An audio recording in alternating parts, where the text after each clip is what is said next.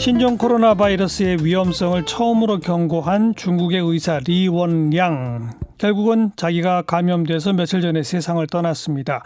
중국에서는 지금 SNS를 중심으로 이분의 죽음을 애도하는 추모 열기가 뜨겁고, 이 추모 열기 때문에 이 시진핑 체제 흔들리는 것 아니냐, 이런 분석을 내놓는 외신들까지 있습니다. 한국외국어대학 국제지역연구센터장 강준영 교수를 연결해 봅니다. 강 교수님, 안녕하세요. 네, 안녕하세요. 네, 이 리원량이란 의사가 초반에는 공안에 끌려가기도 했고 막 그랬다면서요? 글쎄 말이에요. 작년 12월 30일 날 이 신종 코로나 바이러스가 발견이 됐다. 주의하자. 자기네가 쓰는 이제 그룹에서 쓰는 자신들만의 SNS에 올렸는데, 그게 이제 왜 이런 상황에서 유언비어를 퍼뜨리느냐. 그러니까요. 그래서 자술서까지 쓰고 예. 그러고 나왔는데, 결국은 2월 6일에 사망을 했습니다. 이렇게 예. 되다 보니까 예. 이게 이제 또 알려지게 되고, 이렇게 되면서 좀 다른 형태의 또 문제가 생기고 있는 그러니까요. 그런 모습입니다. 네. 그러니까 정권이 사실은 영웅인데 그를 범죄자 취급했던 거에 대한 분노가 있었잖아요. 그렇습니다. 그러면 그 목숨이라도 살려냈어야지, 그거 제대로 지키지 못하고 어떻게 사망에 이르게 하느냐, 이런 거 아니겠까요? 네. 그래서 처음에는 애도, 슬픔, 이제 당연히 참 아까운 34살밖에 안 됐거든요. 예. 이런 영웅적 의사가 죽었다라는 슬픔이나 애도였었는데, 이게 이제 분노로 바뀌면서 아주 다양한 형태의 의견들이 올라오고 있죠. 특히 그 리원영 의사가 사망했다, 이런 해시태그가 붙은 글이 6억 7천만 건이 조회가 되고, 기존의 그 리원영의 SNS, 중국에서는 이제 웨이보라는 걸 쓰는데, 여기 방문자가 3억 3천만 명을 넘었습니다. 그러니까 예. 표현은 하지 않더라도 이게 뭐가 되게 잘못됐다라는 민의가 그렇죠. 이렇게 10몇억 건이 나타나도록 된 상황이 됐으니까, 중국 정부가 이 부분에 대해서도 뭔가 분명한 메시지를 줘야 되는 그런 상황이 온 것 같아요. 또 CNN 보도에 따르면 우한에 가서 활동하던 천추스라는 시민 기자가 실종된 상태라는데, 어떤 상태예요 지금? 네, 그렇습니다. 지금 CNN이 보도를 했는데요. 이 첸시오스라는 사람은 청도에, 우리 잘 아는 산동 청도 사람인데, 예. 우한이 1월 24일 날 봉쇄령을 내리잖아요. 예. 우한을 이제 폐쇄합니다. 그때 우한에 도착을 해서 병원이라든가 병동 이런 데 돌아다니면서 이제 실질적인 영상을 촬영해서 온라인에 올렸죠. 예. 올리면서 소위 실상을, 왜냐하면 많은 중국 사람들이 우한에 대한 보도를 보고 있지 못하니까, 그렇죠. 자신이 이제 그걸 한 겁니다. 그리고 1월 30일 날 영상에 보면, 저희도 다 볼 수 있습니다. 지금 워낙 이제 SNS 시대니까. 예. 보면은 나는 지금 바이러스 찾으러 다니는데 내 뒤에 공안이 있다. 두려움을 호소했는데, 네.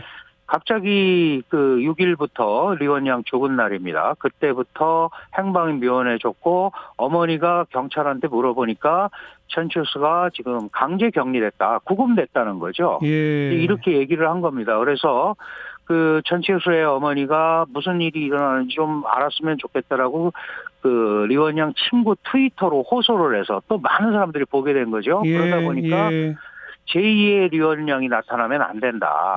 이제 이런 얘기를 하는 겁니다. 그러니까 지금 여전히 중국 공산당, 중국 정부는 사실을 명확히 밝히기보다는 정보 통제를 통해서 사태를 좀 덮으려는, 소위 우리가 얘기하는 이제 공산당식 해결 방식을 유지하고 있고, 여기에 민의가 많이 지금 공산당이나 중앙정부에 대한 조치에 대해서 반감을 드러내고 있습니다. 지금 이렇게 논란이 된 후에 당국에서 천추스의 현재 소재라든가 상태에 대해서 공식적으로 브리핑한 거 없어요?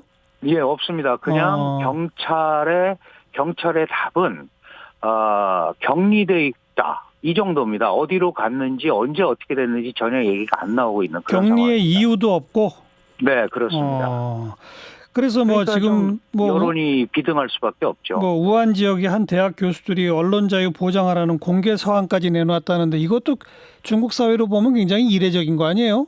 그렇습니다. 이게 보통 일은 아니죠. 왜냐하면 잘 아시다시피 뭐 대학 교수가 다 공무원이고 당의 통제를 받고 있는데 이 우한에 있는 화종사범대학, 그 명문대학입니다. 예. 이 화종사범대학 교수들 10명이 이제 공개 서한을 냈고요. 네. 사실 시진핑의 모교인 청와대학교 동문회에서도 성명을 냈죠. 그런데 좀 굉장히 그 특징적인 것은 이 우한 화종사범대학의 공개 서한은 중국 헌법 2장 35조와 51조를 인용했습니다. 중화인민공화국 시민들은 언론 집회, 결사, 시위의 자유가 있다. 예. 그리고 시민들의 언론 자유 행사가 국가나 사회 집단 이익, 뭐 다른 시민의 자유와 권리를 침해하지 않는다. 알겠어요. 예. 이걸 했단 말이에요. 이게 무슨 의미냐 하면 네. 시진핑이 들어서고 나서 법치를 강조했잖아요. 근데 헌법에 있는 것도 안 지킨다. 이런 법치를 말이죠. 제대로 못하는 거 아니냐. 자, 단도직입적으로 이런 하는 거죠. 네. 이 상황이 시진핑 흔듭니까? 어떻게 갈까요? 뭐 우리가 소위 얘기하는 광장 민주주의로 가기에는 아직 좀 시기상조인데 다만 이번에 전염병 이슈가 민의를 상당히 움직이고 있고 또 당과 정부가 대응에 실패했기 때문에 예. 공산당의 통치 정당성에 내상을 입힐 가능성은 아주 다분합니다. 네. 다만 시진핑은 이 부분에 대해서 이게 개인적인 어떤 최고 지도부의 실책이라기보다도 중국 공산당이 봉착한 최대의 위기다.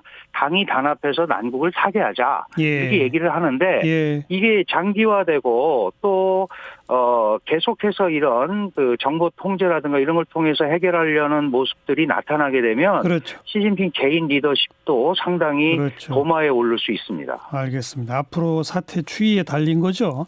그렇습니다. 여기까지 고맙습니다. 네, 감사합니다. 한국외대 국제지역연구센터장 강준영 교수였어요.